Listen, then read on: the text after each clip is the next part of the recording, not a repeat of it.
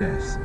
We've been virtually in a lockdown, and yet still the violent crime surges. Is this because the authorities are distracted by the pandemic?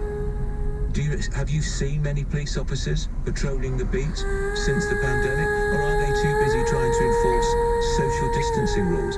Are they being called to shops where people refuse to wear a mask? Not the job of the police, in my view. Their job is to try to make us feel safe.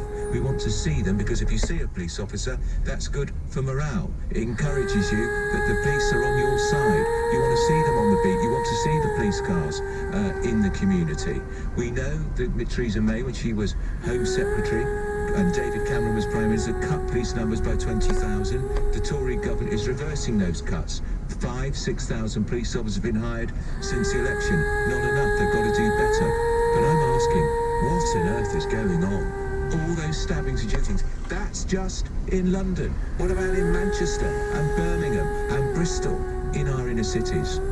Let's talk to Zoe Levac. She's the founder of the Kids on the Green project, who's worked with young people in youth violence for the last 9 years. Zoe, good evening to you. Hello. I'm not easily shocked, but when I read that in Evening Standard, I thought, dear God, those figures are appalling. But this is presumably going on month, year on year. Yeah, I mean, I just wanted to make clear, just with the introduction that you just gave me, that the Kids on the Green project was started after the Grenfell Tower fire. Right. My work before then has been a lot of youth violence, but the Kids on the Green is now working with young people in those same situations, unfortunately. So it's very, very relevant to me at the moment that we're having this conversation.